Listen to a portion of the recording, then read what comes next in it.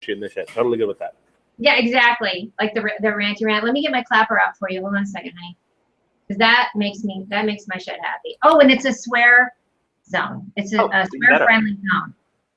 Yeah, exactly. You ready for this? Guys, that's Peter Shankman. Let's do it. Happier than a fat kid with a cupcake. You know what I'm saying?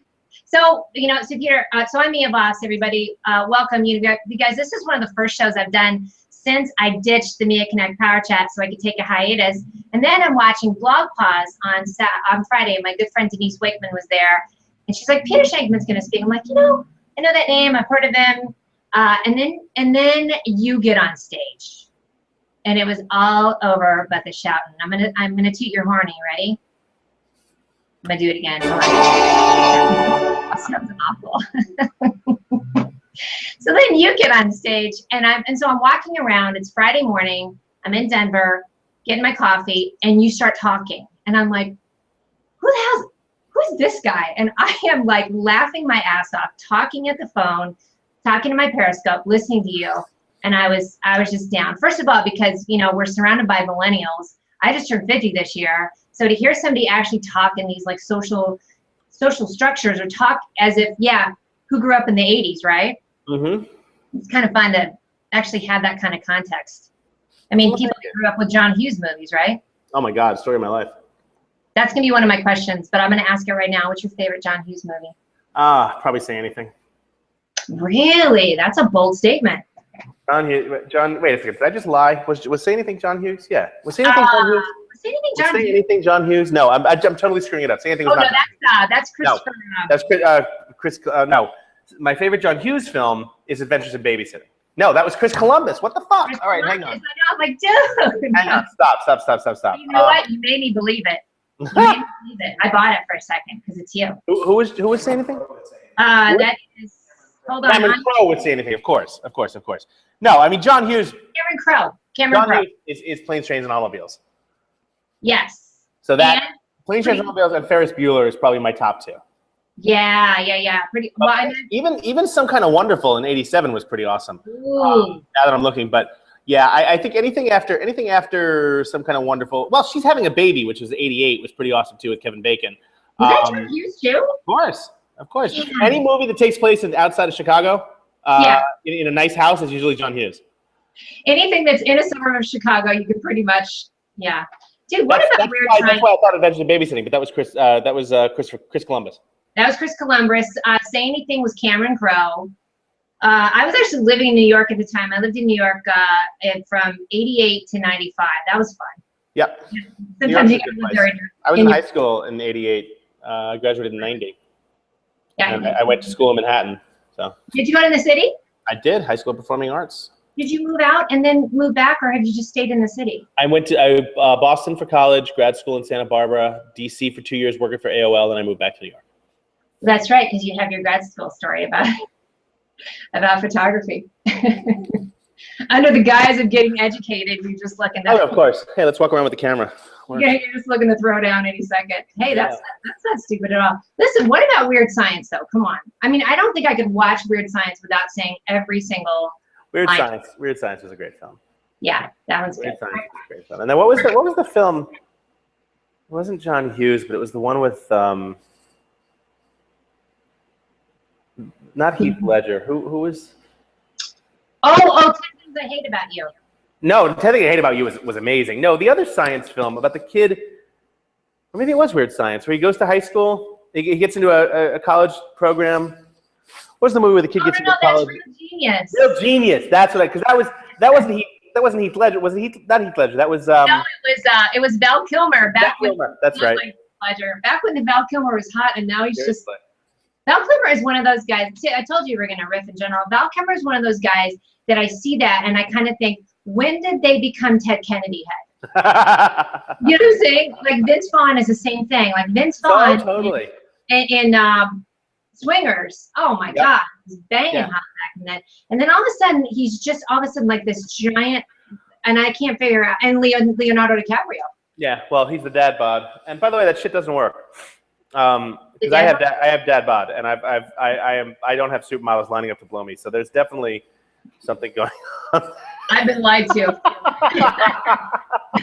I was lied to. By the way, let's see what kind of coffee mug you got going on, Clinkies. What do you have today?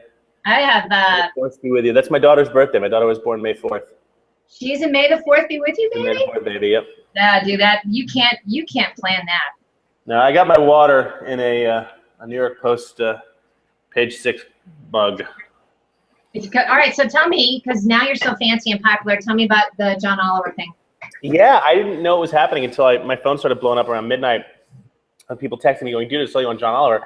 Apparently, so I was on Al Jazeera Thursday night talking about FIFA, and apparently they... Which sounds like a rabbit to me, but I know what it is. And he took my clip from FIFA and basically made it his rant, the closing point of his rant. And yeah, I got like 10 seconds, and then he said, agree with him, and I was floored. So I'm like, fucking A, that's huge. You know what? That's pretty positive. I know what you said in one of your other talks that I was watching, because yeah, I was stalking you this weekend. If you felt slightly uncomfortable, no, it felt good actually. That was that weird sensation. It felt good. I was just like, ooh. Yeah, ooh. I feel funny, in a good way. In a good way. To show him where he touched you, right? show us on this. Show us on this doll, right? Maybe this will make some kind of weird. What's the line in Family Guy where he says, "And now back to touched by an angel. Where did the angel touch you? Here, here, here." Those are my favorite, like the random segue things. Oh man. What? Exactly. I don't know what the hell I was saying. Oh, sorry. Escaping the shadow of Google. You're saying that and I agree, anything and everything will be recorded and found out. I know that's probably advice you give to people, because you're like, dude, now especially like look at this with Periscope. I mean, and well, this is me being my ADHD kicking in. I just got this in the mail. It's my custom molded IFB for my ear. It's made out of my ear, and it goes in when I'm doing TV. You know, and it connects to. Oh, yeah. So I'm just sick of using like the one they have in studio, because you have no idea whose ear it's been in like 5 seconds earlier. Right. So I'm just gonna have my own made, and it's really cool. I like it. You know what I think you should get though, Peter? I think you should get the thing like Lando Calrissian's assistant. Yours, you know what I mean? Remember how he had that white thing? I remember that white thing. Yes. Like boop, boop, boop, boop, boop. Like that. That's the alternative. I like that. You're kind of nerding out. I think I want to steal your lunch money with that thing. That means you are ready to throw down and be interviewed on a consistent basis. Pretty much. Hey, tell me, let's pick your brain. How did you get the CNN gig? I think the thing you do with Super Bowl is fucking awesome, dude. How fun is that to get on and just go, I like this? I have a blast. I mean, I love being on TV. I would do it more if I could. CNN basically just calls me. You know, they called me last week. They call about once a week. And they're like, hey, we're doing a story on whatever. Come talk to us. I'm like, all right. So I show up, and I usually figure out what I'm going to say about like 5 seconds before I go on the air. Welcome to my world, brother. It works best that way. My favorite is when they say, Mr. Shankman, you're 10 seconds away. Can you please stop taking selfies? So that happens too. But no, I just go on TV and I talk, and they tend to like what I have to say. So I do CNN, I do Jazeera, I do CNBC, Bloomberg, Fox. Do a lot of Fox. Yeah, it's fun.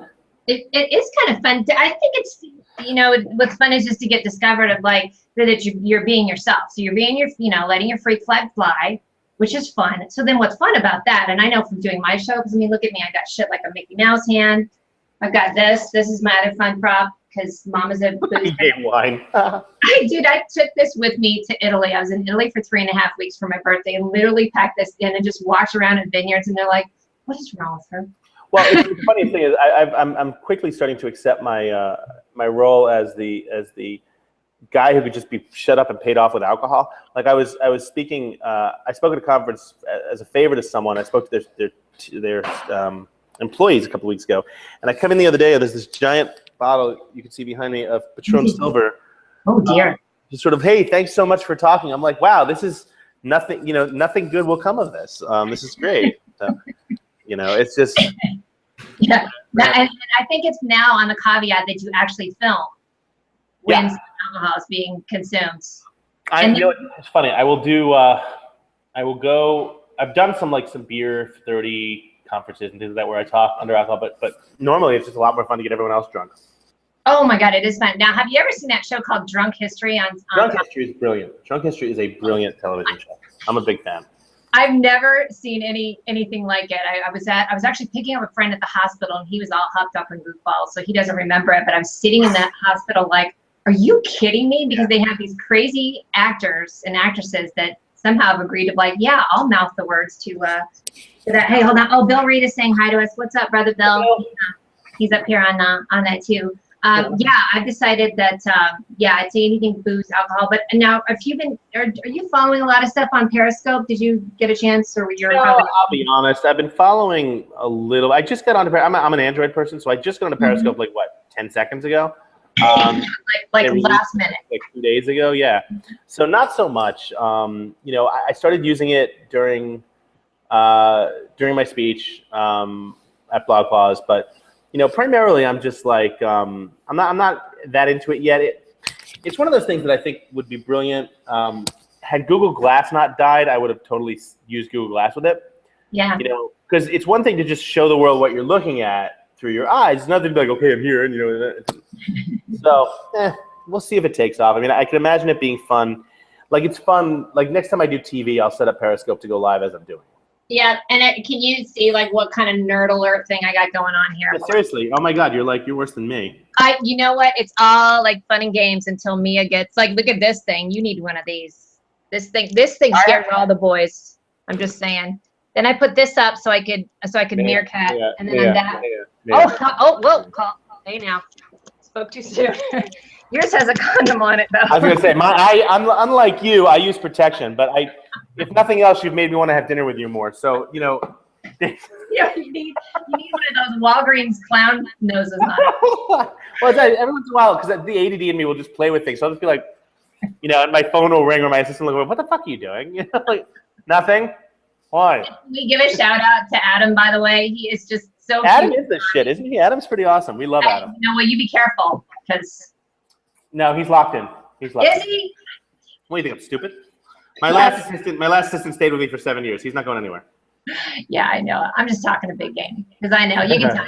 He got back to me. So where are you based? Where are you? I'm in Denver. Okay. Yep, I'm in Denver. I've been doing. So my credo is basically I've been doing the Mia Connect Power Chat. Now I'm doing basically helping brands put a face to their business with kick-ass videos, right? Because I've seen so many videos lately where people are like talking like this, not looking at it, or they're reading, or droning. Yeah. So I'm helping people because with the interview style type of thing. But the other thing that I love why I started doing this is because I just like talking to cool people doing cool shit. Why not? My last, I think my first happy hour back in like late 2008 was in Denver. I threw one when I first started Harrow. Jeez, almost like 8 years ago. That's crazy. You never feel like saying Harrow whenever you say that. I always said Harrow, but yeah, it was Harrow. I just got really lucky with. That was just an idea that I came up with, and that shit just took off like wildfire. And when it was acquired, it was it was crazy, a game changer. That was a game changer. Yeah, but those are the kind of ideas that I'm loving, that they come out of nowhere. It's not like when you started it, there's that end game. This is my latest game changer. Hi, girlfriend. Her name what did you say when you sell 10,000 books that we can rename her? Yeah, if someone buys 10,000 books, they can rename her. I always thought it'd be cool if a corporation did that, like call her like Sprite or like Kia or something like that. But yeah, it's always funny until it's Massengale. Well, the best thing I ever did was, a friend of mine actually sold his naming rights of his name for a year, and he wound up becoming like Jason Surfer App was his real name. But I reached out to some friends of mine at not Massengale, at the Tampax, and I'm like, you guys got to do this. You just got to do it for me. Just do it for me. Give him 30 grand, 50 grand, whatever. Because I just want to call this son of a bitch Jason Tampax. I really want to do this. But I would just do it under the caveat that I could use the word snatch. Exactly. Yeah, way too many jokes that I'm not going to make. But no, Jess is pretty cool. She's 2 years old. The best way to get her to name my daughter was to make my wife assume that it was her choice of the name. So I presented my wife with like 10 names that I knew would never fly deliberately, so that when we presented the one I liked, she'd go with it. Because if you think about it, like Suzuko Shankman really wouldn't happen. So as long as I presented her 10 horrible ones, as soon as the real one came in, she's like, I like that one. I'm like, sweet. You know what though? I think the Suzuko Shankman sounds like a superhero. Suzuko Shankman would be a totally awesome superhero. Right, that could be her nom de plume or something when she gets when she gets older too. So, yeah, right. So when did you? So Hero sold. You had the Geek Factory. Yeah, that. And so then, how many? And you've written like 4 books, 5 4 books? books. I still have Geek Factory. Geek Factory is like the holding company for all the stupid shit I try. Right. And then I want to be you when I grow up, except I'm older than you, but I love it. written 4 books. No, you're not. And then yeah, I talk a lot, go on TV a lot, give speeches a lot. So it's fun. You know what I'm loving? So you talked to you about, sort of finding your voice, which is awesome. I think that social media is really helping people kind of be their own. I don't know if you ever heard that Robert Fulghum story about where do the mermaids stand? Yep. I just heard that yesterday, and I was like, that's the best thing I've ever heard of the person who doesn't fit in, or the awkward one. What is it? Chris Brogan, the freak show on here at the Earth. I'm loving that that's more common now too. But look, at the end of the day, I'm the kid who got messed up in high school, who always get made fun of. Now I'm just having a blast. Now I'm just having a really good time, doing things on my own, having fun. Is it this? It is. I got over that. Lots of therapy got me over that. I mean, there's definitely a part of me that is, kind of like, all right, well, look how good I'm doing. But the majority of it, you wind up getting over that shit just because you want to enjoy your life. Yes. And if you're constantly looking to try and prove yourself to someone else, look what I did. It's 30 fucking years ago. Who gives a shit, right? It is true. It's a lot of energy. So I mean, I think you're saying, with going through therapy, there is a period where you have to get that out and get all aggro and go through the FU period. But yeah, then the best revenge, I mean, it's just not even caring, and not even caring in a like FU kind of way, like I said, but more of like, hey, I'm going to be over here doing this cool thing. Exactly. This is what makes me happy. But I do love that you were saying that of the self-care type of thing. So realizing what lights you up, what doesn't work for you, hiring somebody to do the stuff that you don't want to do. Have you heard of, are you an ambivert too, by the way? Do you know what that is? No, tell me. I don't think you are. It's an outgoing introvert. So. That's not a bad term for me, an ambivert. I like that. That's not a bad idea. You know what it is? I used to think I was a shitty extrovert because I would go to these events. I did a blog post on it. Joel Common had an event here at Chris Brogan, and I did a blog post because I was like, man, I don't want to go to this. I'm exhausted. So once I realized that I'm an ambivert, which means I love hanging out with people, but they drain me easily, then I say, okay, I'm only going for this long. I have an exit plan. I have a card. I can get out of there. And then I go home and get myself in an introvert sweater and just chill out and reknit myself. So. But I thought about that when you were saying that in one of the interviews. It's like, figuring out what it is that really does. Well, what's funny is I actually have 3 nights this week that I'm going out for events, and I think that's the most I've had in like weeks. Yeah. Normally I'm very much about, okay, I'll go out and then I'm going to come home and, I'm asleep by like 9 o'clock most nights. Do people think you're just out running the streets? You're like, nah, I talk a big game, but I'm a No, it's not even that. I like going to sleep super early because I like getting up super early. I'm up at like 4 a.m. Speaking of, I was kind of bummed out with like getting up early. I saw the Manhattan Henge was kind of a bust the other day. Yeah, it was cloudy. I was bummed about that. I wanted to see that, but no, I've gotten photos from that before. It's pretty cool when it happens. But no, I like going to bed early. I like getting up early. I like being alive, and like I can get more work done between like 4 a.m. and 6 a.m. than half the world. Plus, I can get a workout in. I can do whatever. Just like it better that way.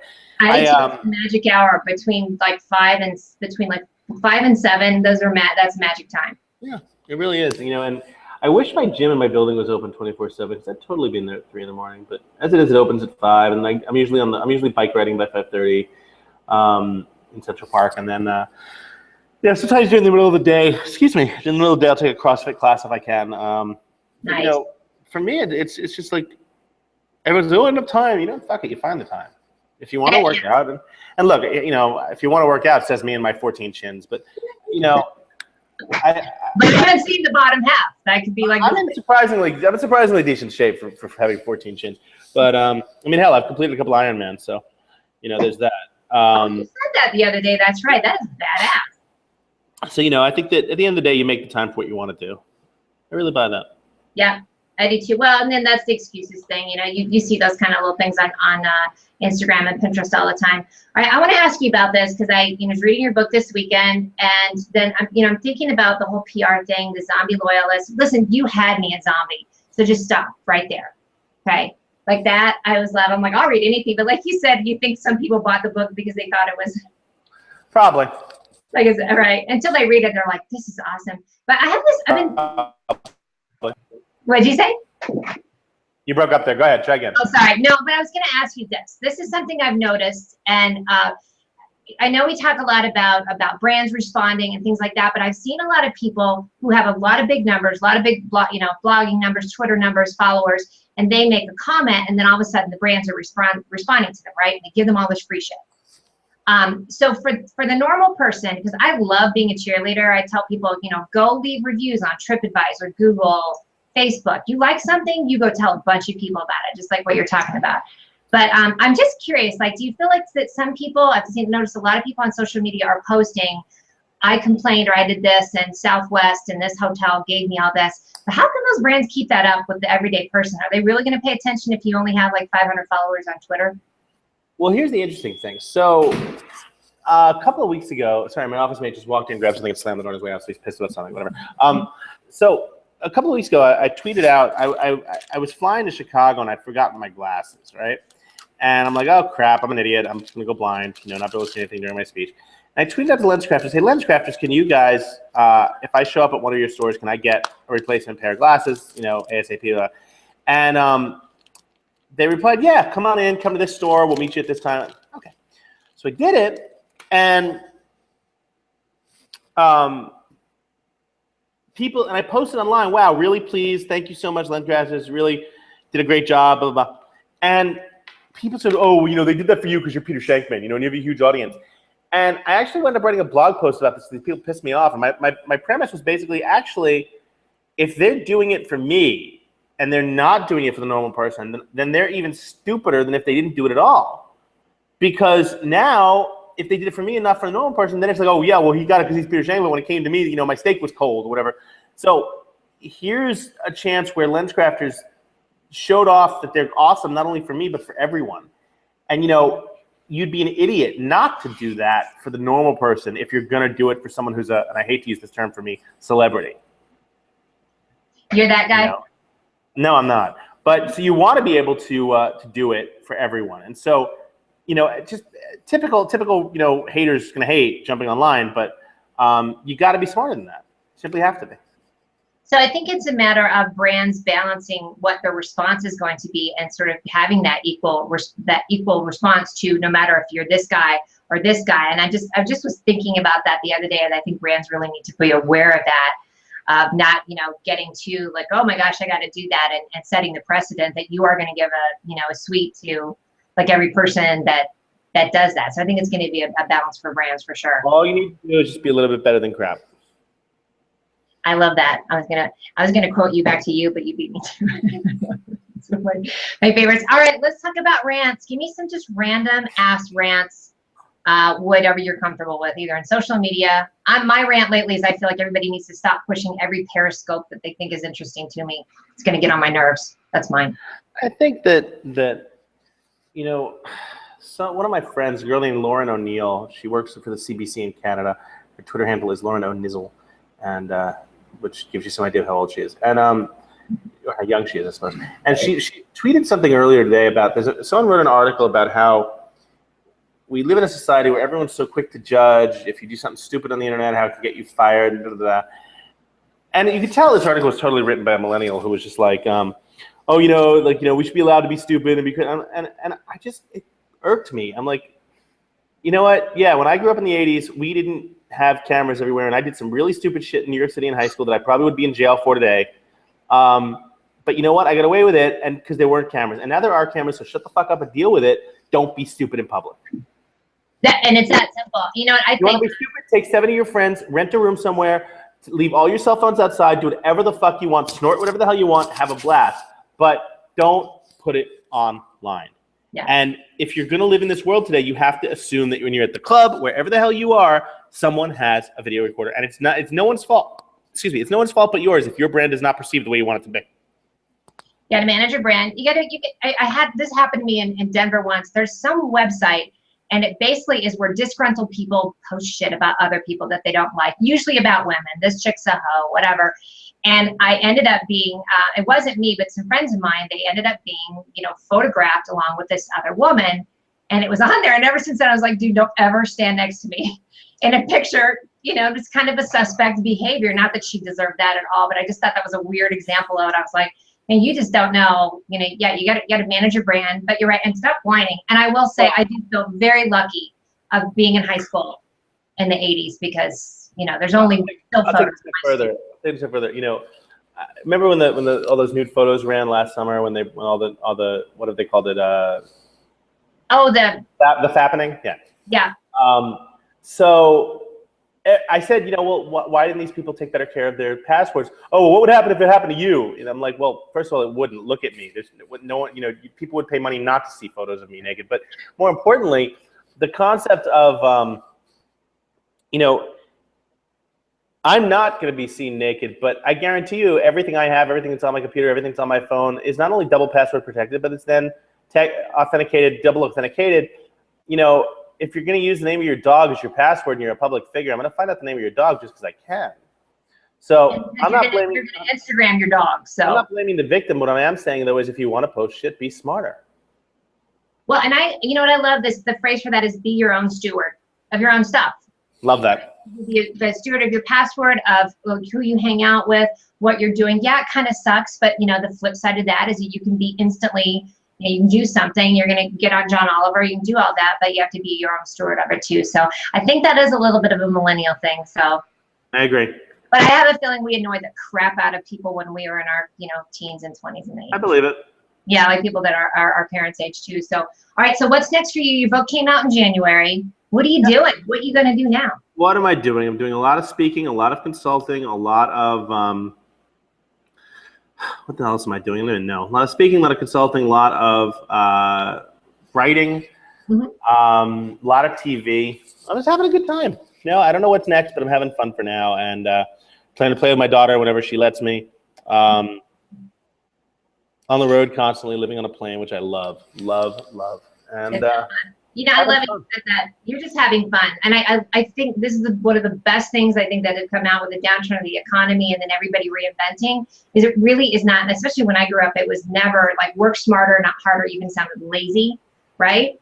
Now it's like, the fun credo, the fun factor is in everything I do. You want to have as much fun as you can. Life's too short not to. It really is. You want to have a good time. And, you know, at the end of the day, whatever you can do it. You know, and if you have something you love, do it and work really, really, really hard at it and be the best at it. And, you know, you don't, I wrote a blog post once called "Why Don't You Do Some Work," which was, a now ex-girlfriend of mine called me and said, "Hey, what are you doing?" I said, I'm at the W, about to meet someone for a drink. You know, it was like 4 p.m. on a Wednesday. And she's like, "Oh, why don't you do some work?" I'm like, "Well, that is work."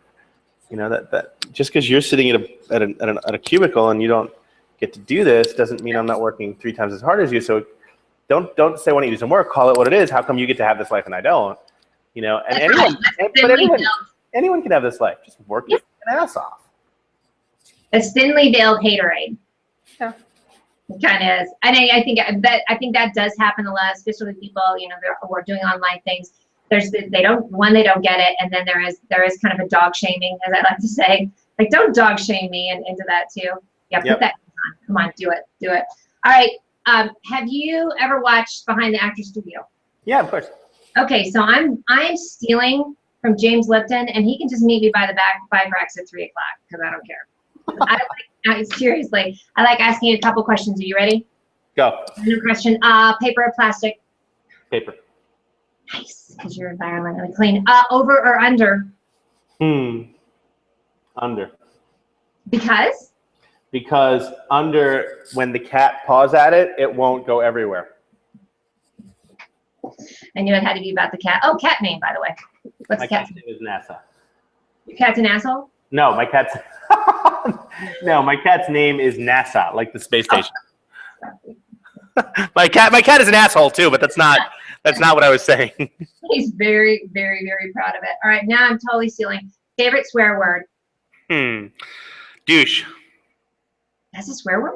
It can be, you know, like when someone's just saying, oh, douche. You know, like when I'm walking down the street and someone's making a left turn, and I'm on my bike or something like that, and I obviously have the light, douche, you know, as I'm driving. So yeah, I think it can be. That is a swear word, and I like it. Okay, and then I'm gonna go for the old standard because I do like that one, the pearly gates response. The what? The pearly gates response. What do you want to hear at the pearly gates? Oh God.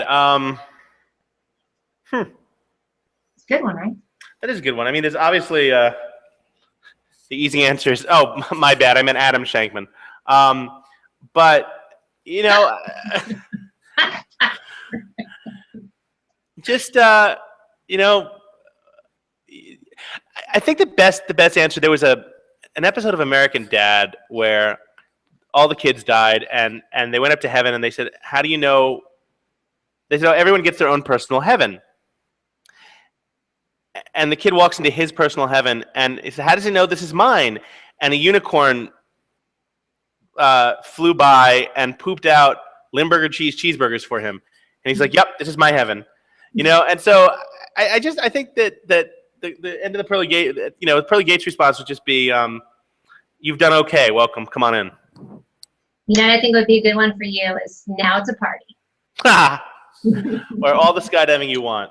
Before I close up, and don't hang up when I hit stop broadcast, but I do want to thank you. You guys, this is how stuff works, is that I watched Peter on the Hangout or on the Periscope on Friday during his presentation. He says, hit me up, email me right away. And this was me, right? Like a nerd. And now I'm talking to you today. So, you know, take a chance, reach out there because people like Peter will speak to you because he's cool and he's doing cool shit. Try my best. Thank you for joining. Tell me where we can find you. I know where I can find you, but tell everybody else. My website is shankman.com. My email is peter@shankman.com. And my entire life on all of the socials is @Peter Shankman. And that, people, is called solid ass branding. Thank you. Kind of wonderful. Well, she's having a baby, which was 88, was pretty awesome too with Kevin Bacon. Was that John Hughes too? Of course. Yeah. Any movie that takes place outside of Chicago, in a nice house, is usually John Hughes. Anything that's in a suburb of Chicago, you can pretty much, yeah. Dude, what about Weird Science? That's why I thought Adventures in Babysitting, but that was Chris. That was Chris Columbus. That was Chris Columbus. Say Anything was Cameron Crowe. I was actually living in New York at the time. I lived in New York from 88 to 95. That was fun. Yep. Sometimes you can live there. I was in high school in 88. I graduated in 90. Yeah. And I went to school in Manhattan. So. Did you go to the city? I did. High School of Performing Arts. Did you move out and then move back, or have you just stayed in the city? I went to Boston for college, grad school in Santa Barbara, DC for 2 years working for AOL, and I moved back to New York. That's right, because you have your grad school story about photography. Under the guise of getting educated, you're just looking. Oh, of course. Hey, let's walk around with the camera. Yeah, you're just looking to throw down any second. Hey, that's not stupid at all. Listen, what about Weird Science, though? Come on. I mean, I don't think I could watch Weird Science without saying every single Weird Science. Weird Science was a great film. Yeah, that one's Weird good. Science was a great film. And then what was the film? It wasn't John Hughes, but it was the one with not Heath Ledger. Who was? Oh, 10 Things I Hate About You. No, 10 Things I Hate About You was amazing. No, the other science film about the kid, or maybe it was Weird Science, where he goes to high school, he gets into a college program. What was the movie where the kid gets into college? That's Real Genius. Real Genius. That's what because that wasn't Heath Ledger. Was it not Heath Ledger? That was no, it was Val Kilmer. That's right. Ledger. Back when Val Kilmer was hot, and now he's just. Val Kilmer is one of those guys. See, I told you we were gonna riff in general. Val Kilmer is one of those guys that I see that and I kind of think, when did they become Ted Kennedy head? You know what I'm saying? Like Vince Vaughn is the same thing. Like Vince Vaughn totally. in Swingers. Oh my God, he's banging hot back then. And then all of a sudden, he's just all of a sudden like this giant, and I can't figure out. And Leonardo DiCaprio. Yeah, well, he's the dad bod. And by the way, that shit doesn't work. Because I have dad bod, and I don't have supermodels lining up to blow me. So there's definitely something going on. I've been lied to. I was lied to. By the way, let's see what kind of coffee mug you got going on, Clinkies. What do you have today? I have Fourth be with you. That's my daughter's birthday. My daughter was born May 4th. She's in May the 4th be with you, baby? May the 4th, baby. Yep. Yeah, do that. You can't plan that. No, I got my water in a New York Post page 6 mug. All right, so tell me, because now you're so fancy and popular, tell me about the John Oliver thing. Yeah, I didn't know it was happening until my phone started blowing up around midnight of people texting me going, dude, I saw you on John Oliver. Apparently, so I was on Al Jazeera Thursday night talking about FIFA, and apparently they...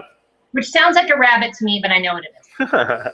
And he took my clip from FIFA and basically made it his rant, the closing point of his rant. And yeah, I got like 10 seconds, and then he said, agree with him, and I was floored. So I'm like, fucking A, huge. You know what? That's pretty positive. I know what you said in one of your other talks that I was watching, because yeah, I was stalking you this weekend. If you felt slightly uncomfortable, no, it felt good actually. That was that weird sensation. And it felt good. I was just like ooh. Yeah, ooh, I feel funny, in a good way. In a good way. To show him where he touched you. Right? show us on this doll. Right? Shooting this shit. Totally good with that. Yeah, exactly. Like the ranty rant. Let me get my clapper out for you. Hold on a second, honey. Because that makes my shit happy. Oh, and it's a swear zone. It's a swear friendly zone. Yeah, exactly. You ready for this? Guys, that's Peter Shankman. Let's do it. Happier than a fat kid with a cupcake. You know what I'm saying? So, so Peter, so I'm Mia Voss, everybody. Welcome you guys. This is one of the first shows I've done since I ditched the Mia Connect Power Chat so I could take a hiatus. And then I'm watching Blog Pause on Friday. My good friend Denise Wakeman was there. And she's like, Peter Shankman's going to speak. I'm like, I know that name. I've heard of him. And then you get on stage. And it was all over but the shouting. I'm gonna toot your horn. Are you ready? I'm gonna do it again. That sounds awful. So then you get on stage, and so I'm walking around. It's Friday morning. I'm in Denver, getting my coffee, and you start talking, and I'm like, who's this guy? And I am like laughing my ass off, talking at the phone, talking to my Periscope, listening to you. And I was just down. First of all, because we're surrounded by millennials. I just turned 50 this year, so to hear somebody actually talk in these like social structures, or talk as if, yeah, who grew up in the 80s, right? Mm-hmm. It's kind of fun to actually have that kind of context. I mean, people grew up with John Hughes movies, right? Oh my God, story of my life. That's gonna be one of my questions, but I'm gonna ask it right now. What's your favorite John Hughes movie? Probably Say Anything. Really? That's a bold statement. John, wait a second. Did I just lie? Was Say Anything John Hughes? Yeah. Was Say Anything John Hughes? Say Anything John Hughes? No, I'm totally screwing it up. Say Anything was not. That's Christopher. No, that's Chris. No, my favorite John Hughes film is Adventures in Babysitting. No, that was Chris Columbus. What the fuck? All right, hang on. I know, I'm like, dude. Hang on. Stop. You know what? You made me believe it. I bought it for a second because it's you. Who was Say Anything? That is. Hold on. Cameron Crowe would Say Anything, of course. No, I mean John Hughes. Cameron Crowe is Planes, Trains, and Automobiles. Yes. So that Planes, Trains, and Automobiles and Ferris Bueller is probably my top two. Yeah. Pretty. Even Some Kind of Wonderful in '87 was pretty awesome. Ooh. Now that I'm looking, but yeah, I think anything after Some